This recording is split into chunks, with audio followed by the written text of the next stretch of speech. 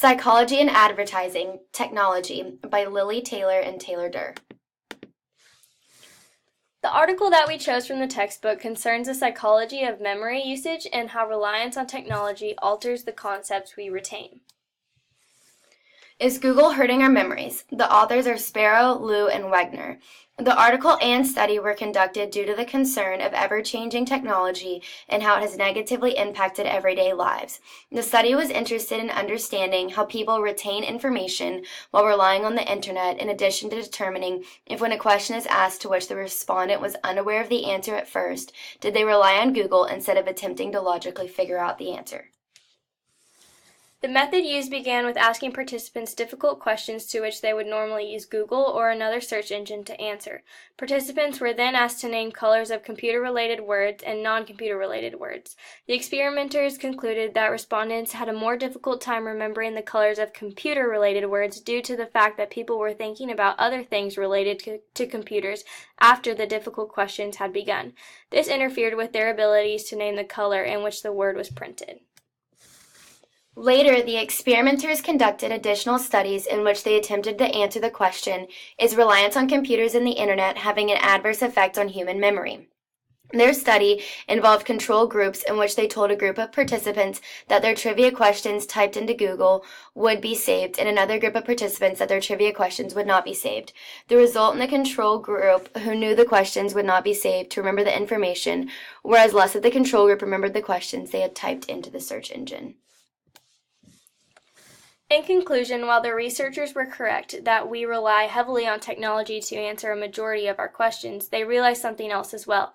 People who have saved the information in a separate folder on their computer may have not remembered the information that had been on it, but they remembered where the folder had been saved. This suggests that people may be adapting their memories to the demands of new technology and relying on computers in a way that we similarly rely on others to remember details that we may not remember ourselves.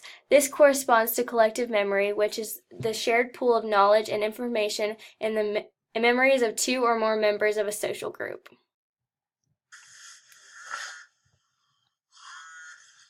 Yeah, you're okay. He's okay. He made it. Jason, what do you mean?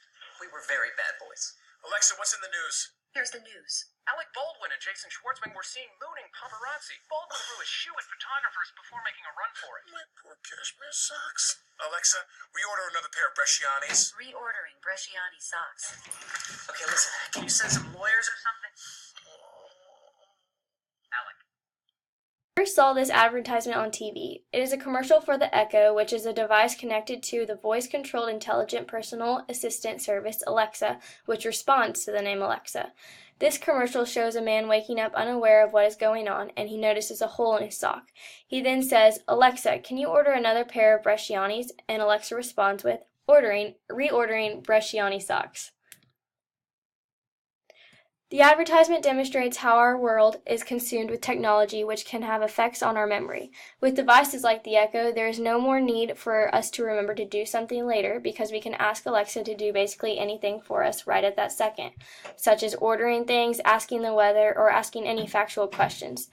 This type of device can hurt the way humans retain and remember information. When we can have the answer or a task completed to basically anything by just asking Alexa, why would we need to store that information in our brain?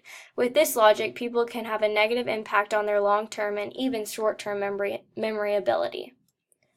One way that the ad could be changed is by creating a scenario where Amazon was out of stock of the socks the man wanted, then showing a scene from later in the day of the man at the store to see if he remembers to buy the socks he needs. If the man does not remember, it will show how dependent he is on Alexa.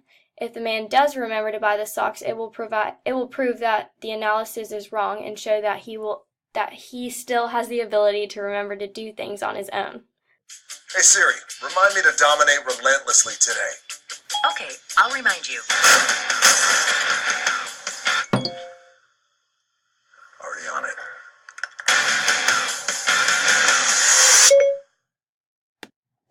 I first saw the advertisement that I chose on TV. It is an ad for the Apple iPhone, but most importantly, it is an ad for a specific tool accessible to iPhone users, Siri. Siri is a listening device that can make changes to your phone, Google, set alarms, reminders, take pictures, and so much more. It does this by listening to your command following Hey Siri. The specific advertisement that I chose features Dwayne "The Rock" Johnson and his use of Siri to set a reminder on his iPhone, stating that he needs to dominate relentlessly today.